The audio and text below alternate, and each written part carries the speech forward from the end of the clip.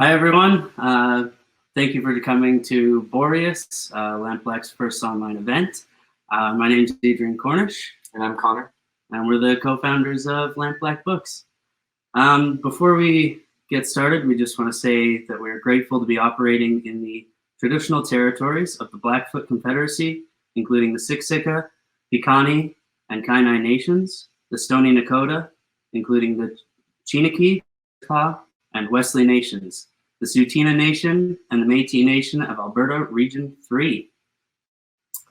So, Lampblack Books is a Calgary-based publishing house that we just started. We're going to be focusing on Alberta poetry and dark fiction, and hopefully, eventually, Canada-wide poetry and dark fiction. Boreas is our first event, and hopefully there will be many more to come. But tonight we have 3 readers from Calgary, and they're all very talented. You'll hear about them during the show. One more thing is we are accepting donations during the event, and the email is in the description that you send the donations to, and all that money is going to publication costs for a publication we're hoping to do this year that we'll talk about after the show. Any contributions are greatly appreciated, and that's it from us. Thanks again, and have a good time.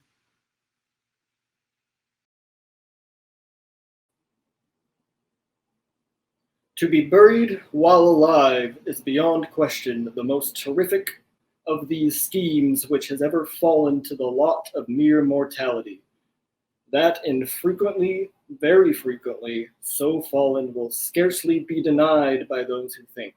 The boundaries which divide life from death are at best shadowy and vague.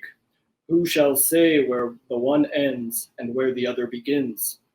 We know that there are diseases in which occur total cessations of all the apparent functions of vitality, and yet in which these cessations are merely suspensions, properly so called. They are only temporary pauses in the incomprehensible mechanism. A certain period elapses, and some unseen mysterious principle again sets in motion. The magic peons and the wizard's wheels. The silver cord was not forever loosed, nor the golden bowl irreparably broken, but where meantime was the soul. Good evening, and welcome to Boreas, an evening of terrific poems, ghastly images, and toils of the mortal soul. On this cold February night, as the moon settles into darkness and the wind begins to calm, let's get started. Our first reader and feature writer is Majdaline Aziz. Majdaline Aziz is a first-generation Calgarian poet of Amazigh descent. Having been raised Muslim and breaking from that tradition, her writing is informed by this divergence.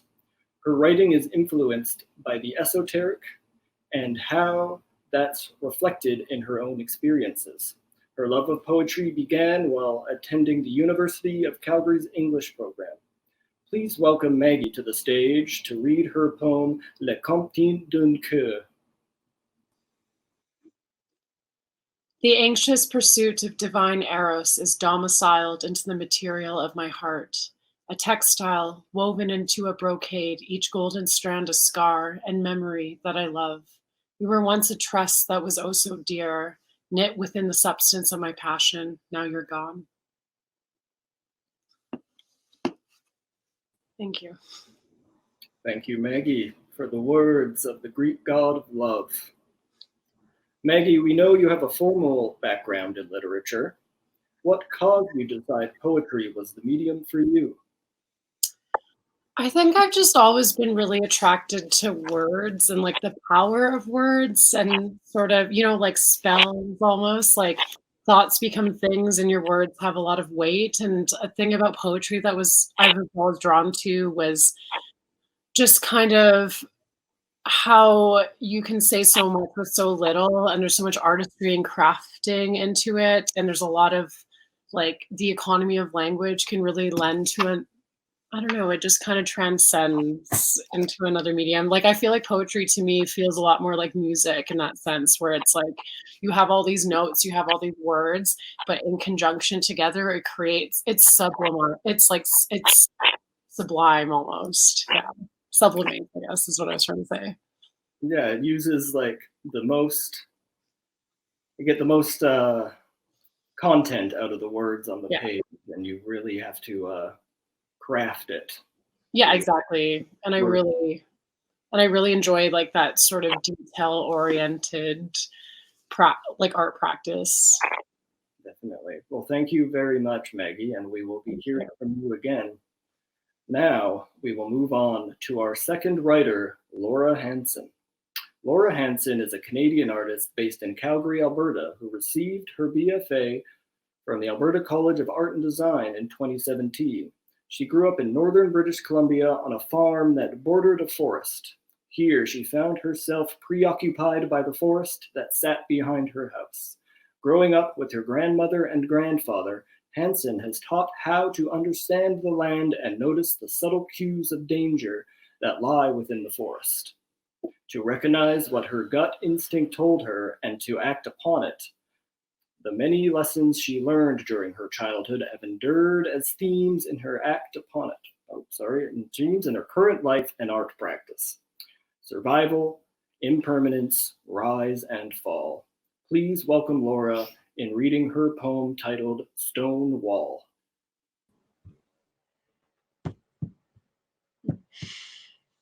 I place beneath my feet an array of rocks. I build them higher, and, as they caress my body, they tower above my head. I know not of seclusion or of my body's worth, but I know of I, myself, my soul. Contained here within the stone, my body will perish, but I will live on. The stone that built my wall whispers as the moss grows. Don't fret, my darling, fear will never last. As I am here, so are you. The moss knows the cracks within myself, as the worms will know yours. For what we forget is that we were never here to stay. One day, I too will crumble.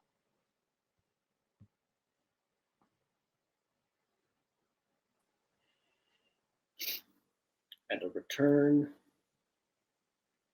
to the earth. Thank you, Laura, for reading that. So, Laura, you are a visual artist and an ACAD alumni. Where does your writing practice fit in relation to your overall art practice? Is writing poetry a supplement to your visual art, or is it a separate body that exists in another sphere? My writing isn't separate from my art practice, as they are both together as one. I quite often in my installations and will always incorporate some section of writing. The writings that I'm reading out tonight are part of a photo book I'm working on right now, though. So like a combination of images and poetry. Beautiful. Thank you very much, Laura. We're moving on to our third featured artist and final featured artist of the evening. Winona Julian. Winona Julian is a femme media artist who completed her BFA at the Alberta University of Arts in 2020, with a major in media arts and a minor in animation. Her work delves into ideas surrounding mental health and modern coping mechanisms. She focuses on the pressures of the unpredictable future and the haunting consequences of the past. The result of her research manifests as video work that uses disconcerting imagery, loose narratives, and also tends to incorporate written poetic monologues. Her poem, Savory Emotions, Abrasive People, was most recently published in issue 3 of the Pigeon Collective's text-based zine. Winona currently practices in Mohkinstsis. Please join me in welcoming Winona to read her poem, Degenerate.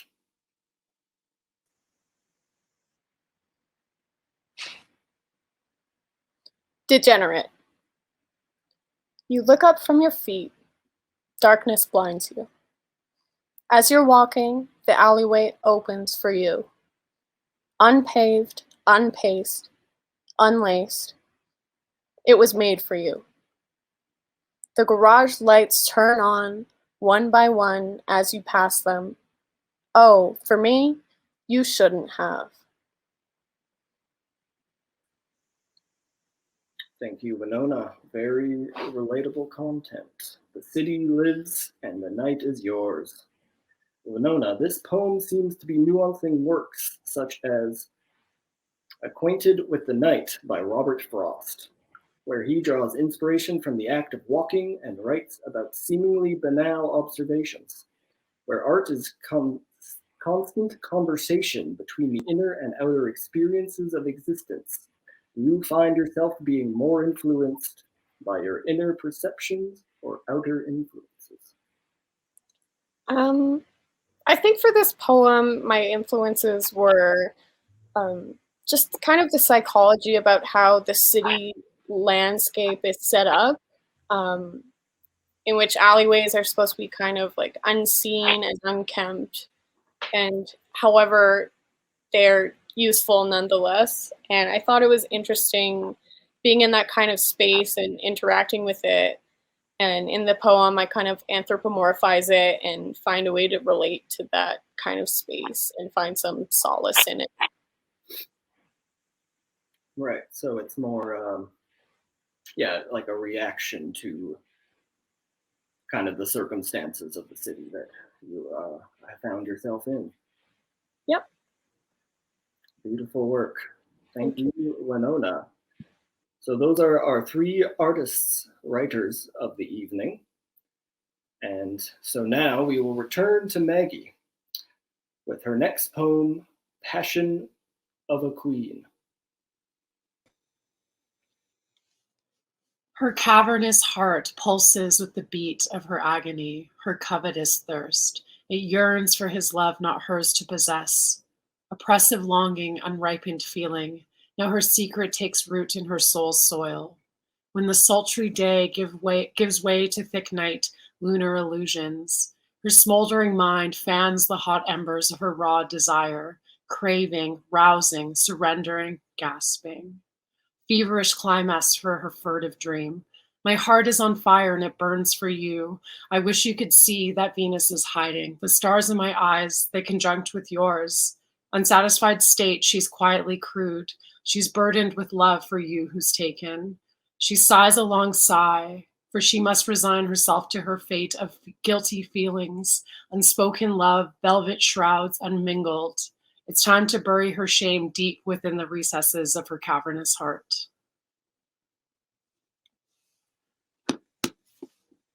Love, longing, darkness. Thank you, Maggie.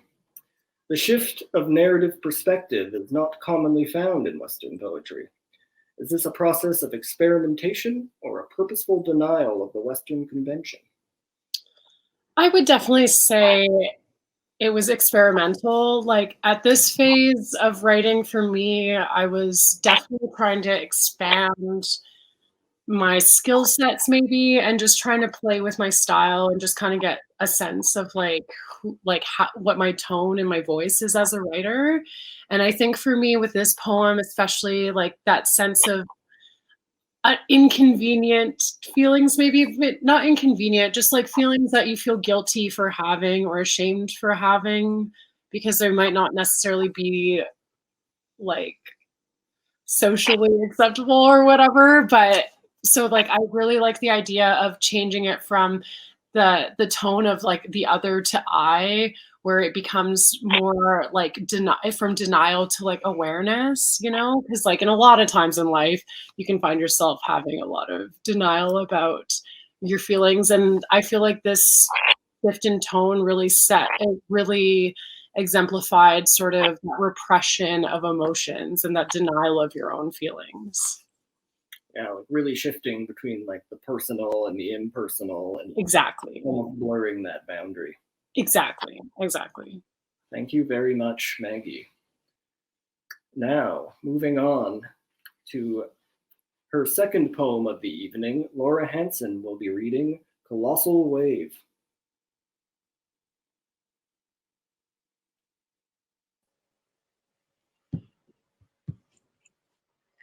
Watching as the water builds up slowly, robbing you of the ocean that swept over your feet, pulling itself together, unifying into a singular being, one that is majestic, waiting to swallow you whole.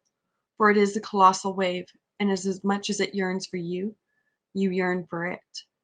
The moment is soon to come. It towers over your head.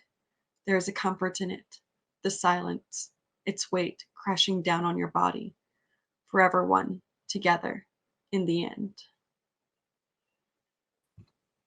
Thank you again, Laura. Seeing some themes develop with your body against nature.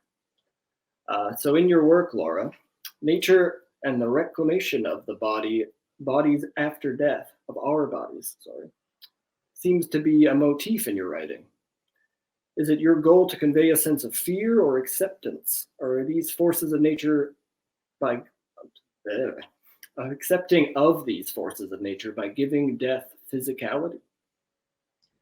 My work isn't about the idea of fear being combined with the topic of death. It is rather more about the idea of finding beauty in death and the strength and the power and beauty in your choice of letting go. It is about the submission of yourself to nature and allowing yourself to return again to the earth. Yeah, it feels more like a oneness, or like A unification. you're not trying to distinguish yourself from where you are or your environment. It's not about fighting against it. It's just about letting it consume you, and for in that moment, everything's okay. Of course. Thank you again, Laura. So that is the first half of our show. And stick around. We will have a video up next, and definitely some more poems by our featured artists. Stay tuned. Welcome back. As promised, here is a multimedia video made by two of our writers. Words and narration by Maggie Azee, and video by Winona Julian.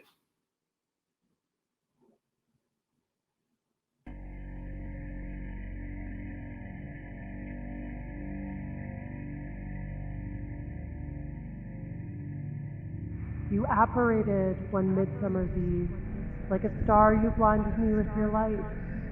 What a strange time I find me in my life. I was adrift in outer space alone. I made my home in a nebula, but there isn't solid ground in a cloud, and dust obscured my view, and I couldn't tell just how lost I was. Are you my Eros and I your Psyche? Is that why you're only around at night? A saturnine disposition limit, and my thoughts tuned to the size of my mind. I had forgotten my hopes and my dreams, and I wished I could remember my wish. Just some fragments of my journey remained. At least it felt that way. I was weary.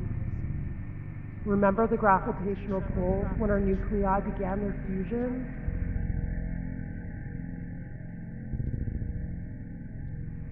In the beginning, it's always dark. My inner core, dense with disappointment, began to oscillate with expectation. This friction caused my magma chambers to precipitate the ingredients for glossy gemstones still yet to be formed. But a nebula is a womb for stars. With enough pressure, a sun will be born. Every time I looked into your eyes, I became aware of something forming. A starry-eyed beast, his belly empty. I had never been so hungry before. If only I was yours, but I never was. If only you would take that blindfold off. Maybe I'm a wolf and I need to howl at the moon, and I'll tell her my sorrows.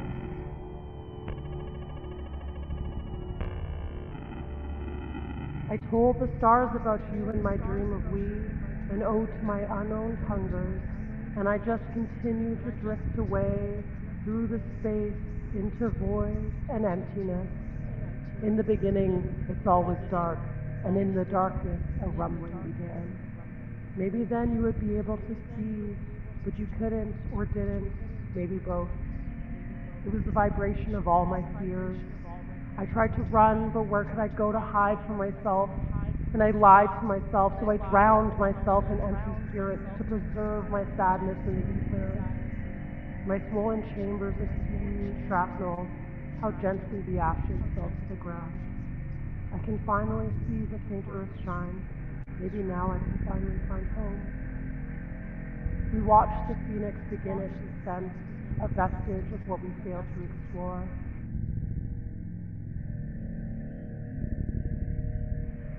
In the stillness of my ruminations, I learned of how one can break one's own heart by holding on like a fastidious habit. I held on like a crime against my fate, faithful to my heart's own demise.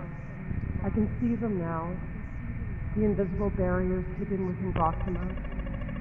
Your luminosity begins to fade as I begin to awaken my thoughts, and your white dwarf core begins to cool down. Too tired to hold on, I let you slip. You disappeared, a bleak midwinter dream. Life went on without you. Of course it did. It was the era of stellar remnants, and it was cosmic dawn when I awoke.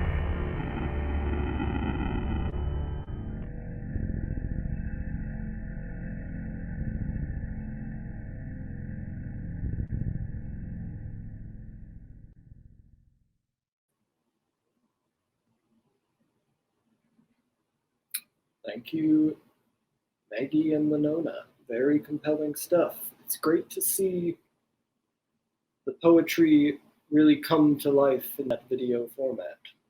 I do have a question for the both of you.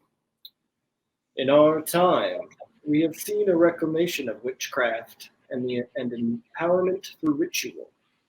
Could you speak to your relationship to witchcraft present in the poem and the process of translating that into a visual medium?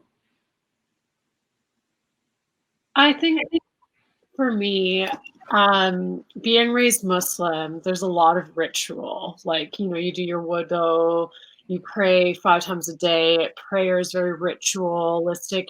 There's so much reverence, I guess, to that, and then there's so many steps to practicing. And I think that I don't necessarily jive with sort of Judeo-Christian theology, but I was always very drawn to the occult. I mean, I'm a Scorpio, so I think it's just something that I think it's it's my birthright almost. But I think for me, that sort of spiritual aspect of Islam is something I always gravitated to, like with Sufism and that mysticism.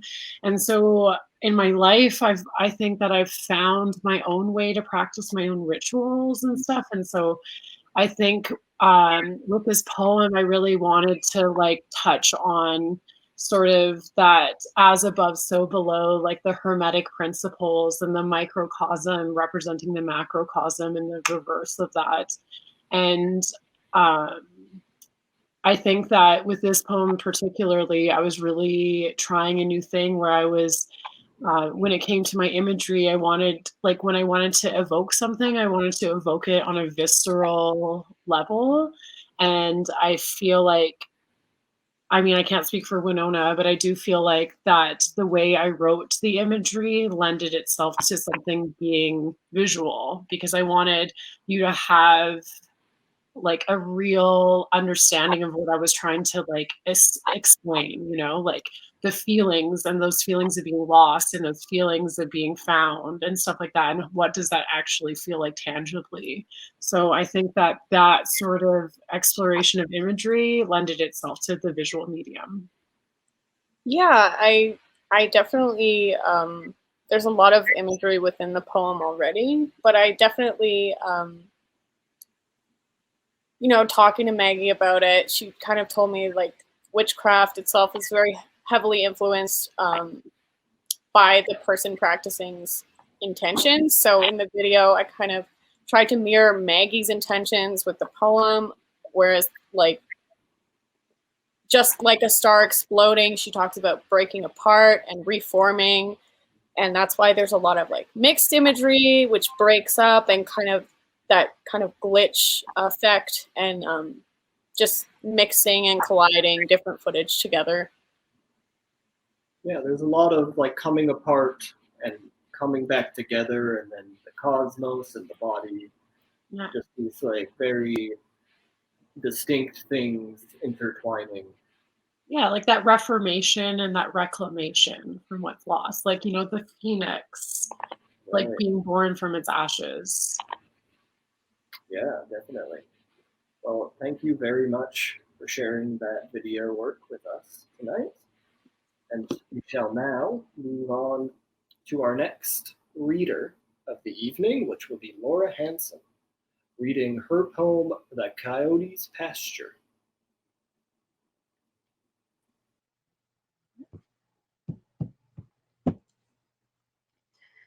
Standing in a field, it is quiet. The snow has just fallen, and it has left the ground in a blinding white that only heaven could know. She takes a breath. No one is here. She is alone. Time feels infinite. There is no boundary that could tell her how she got there or how it will end. It's early morning, and it's been long since the last coyote gave its call into the night. Did it speak to the moon, or was it calling out to its fellow kin, ensuring that it wasn't alone? But she is alone. The coyotes have all left. The field is barren, and the snow is blinding. It is endless in its expanse. The sun crystallizing it with its warmth. She can hear it glistening, crackling, solidifying from its weightless existence. It has become heavy now, and the silence has become deafening. The snow releasing all the sound that it absorbed. It was never meant to hold in silence forever. She's still standing there, holding her breath. The coyotes are gone. The field is barren. If she exhaled or summoned a sound that her lungs never released before, no one would hear. She stands alone, but it's okay. As the sun rises over the horizon, the snow begins to bellow. It's all white now, its brightness ever-consuming. The nothingness is absolute. Here within it, she is a whole. She exhales. Thank you, Laura. We've got rocks, we've had waves, and now we're deep in the snowy fields. Laura, your poetry uses considerable amount of imagery drawn from nature. Is this a choice of aesthetics or an immersion of yourself in nature as an essential part of your process? The topic of nature is just something that has been in my life since I was a childhood. I grew up isolated far from the city and basically had a forest as my backyard. So like like a lot of my art practice and writing is just like an extension of how I live and also just like fragments of my past life. So a lot of that experience in my life has come out as nature is just like really fundamental to myself. And in this poem, would you say you are that coyote? I would say I'd be the girl standing in the field. You're with the coyote. Yeah. Thank you very much, Laura. We will be moving on to our next reader of the evening. And we have up next, we have Winona reading her poem, The Devil.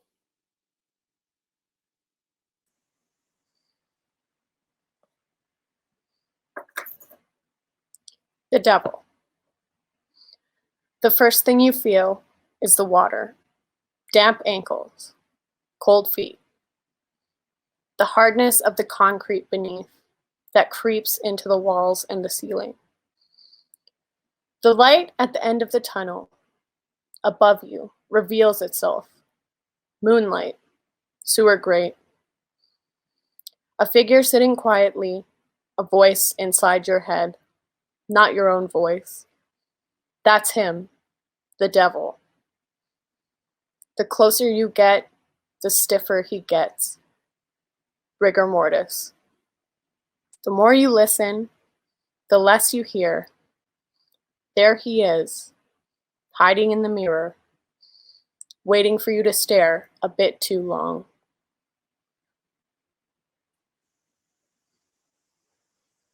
Thank you, Winona. In this poem, it feels like the speaker is mesmerized or hypnotized by an otherwise unwelcome or repulsive experience. In this narrative, what is the role of the self and the relationship between self and destiny? Because we Uh, because we travel through what can be imagined as a difficult journey, we are met with a literal reflection. Yeah, this poem was actually inspired by a dream I had, and I think dreams are often gateways to the subconscious. The role of the self in this poem is that of a villain, that of like the devil in classic literature throughout history, the villain. It's about being an obstacle in your own way, preventing yourself from reaching any kind of destiny, just being a blockade. And the more you try and blame an outside influence, the more apparent it becomes that you will have to face yourself in the end. So, which is always a hard thing to do. And in literature, the devil is often described as being within every man, within every person. And I think subconsciously, it's kind of like a way of calling yourself out. Right. So it's like looking outward for so long until you realize that it is the reflection. Exactly. Thank you very much, Winona. Next up, we have, is this our, no, okay, sorry. I thought this was we're at the end. We are not at the end. So next we have I Love You, But by Maggie.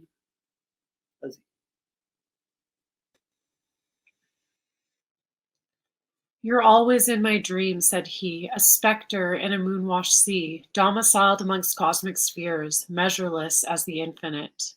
But upon my awakening, my heart grows hard because I see your undesirable humanity. You frame yourself as such a queen, a perfect girl, infallible. But from what I can tell, said he, it's a lie, and I'm such a fool for thinking I could have loved you. You smother me, and I can't breathe.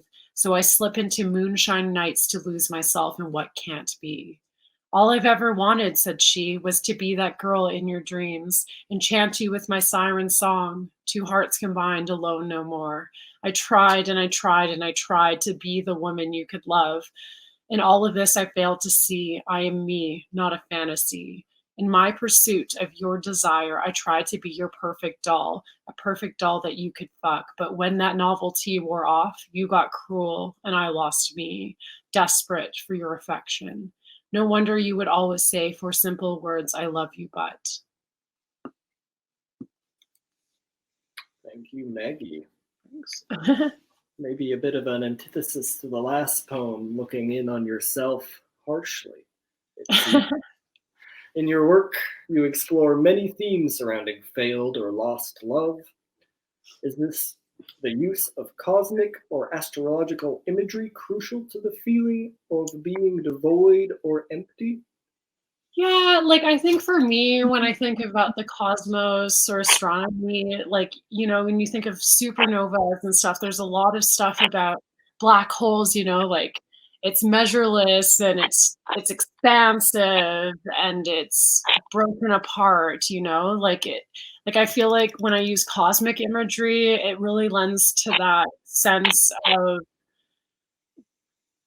ethereal energy, you know, versus like the corporeal when I use more like geological imagery, you know. So like I think that when that cosmic imagery really does make me, like, for me it really resonates with me in terms of that sense of feeling adrift and you're floating, like, you know, if someone is in space and there's no gravity, you know, and they're like out of the ship, they're just going to float aimlessly, you know. And I just feel like that really lends and speaks to sort of those emotions that I try to evoke in my poetry. Right. So it's kind of, yeah, like like an emotion is like something you could swim in, just like cosmos. Exactly. That's the power of love, and also kind of the pain, if you will. Just that unbearable, like Milan Kundera's novel, The Unbearable Lightness of Being. You know, I feel like if there's no gravity holding you down, kind of, you know, what's that unbearable lightness? Well, thank you very much, Maggie, again. So we are going to head into the last section of our night this evening. And we have a poem by Winona titled Illness.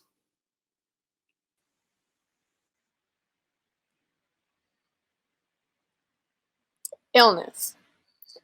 A curated lecture by Avital Ronell. Illness. How much time do I have? Your body used to be invisible. It was on your side. It carried you by leaving yourself behind. Regression. Disease is always with the idiot. An alternative system of ecstasy and meaning. God is dead. God has no body.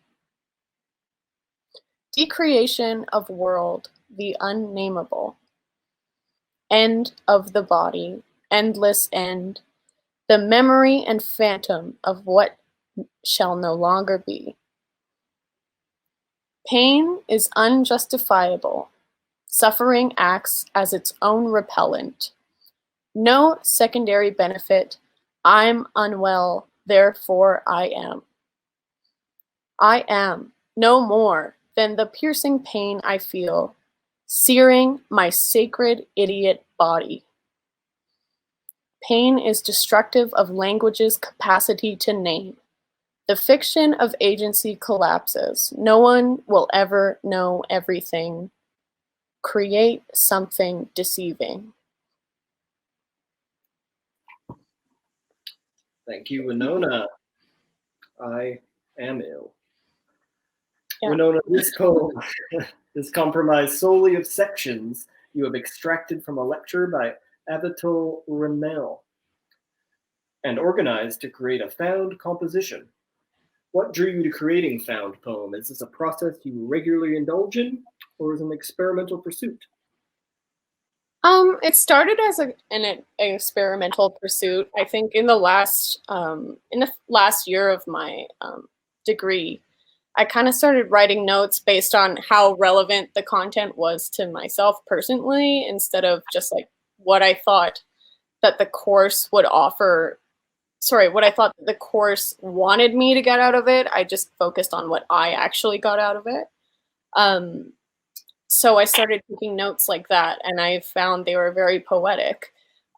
So yeah, I think that that's a great way to learn and extract knowledge and be able to memorize what you learn in the process. And I also believe it's super important to contextualize academic language outside of academic language. So it's like, so it makes sense to everyone and not just people who have an education. Yeah, like removing kind of like the parts that you don't respond to is like a way of really personalizing your education and like personalizing like a work that you are interested in dissecting. Yeah, I think that you retain way more from learning that way. I would tend to agree. Okay. Thank you again, Winona. So that was our last poem of the evening, which concludes my portion of the show. So thank you all for watching, and we will pass on the screen to not the hosts, but the minds behind Lampblack Books. So thank you again, and have a great evening. Thank you, Jake. Thanks, Jake. Thank you everyone for tuning in. Went swimmingly. Thank you to our writers, of course. This would not happen without these three beautiful people. Thank you, Jake, for offering to MC. It really gave a character. I don't think we would have done it justice. Thank you for the donations. They are going to go a long way in making our first publication. Speaking of which, that's going to be a little pocket book of about 60 pages. It's going to be poetry, dark fiction, and visual art. So it's sort of like a zine, but it's going to be more substantial and a much higher quality of printing. It's going to be called The Planchette. For those of you that don't know, that's the piece on a spirit board that you use to communicate with the dead, just for context sake. With that, we're going to be putting up a call for submissions fairly soon so that we can get this book done, hopefully before the end of the year. So if anybody wants to do last minute donations or check out any of our social media, that's what's going on down here. What else do we have? I think that's it. That's it. Thank you so much for tuning in. This has been great. And hopefully we'll see you soon. Bye.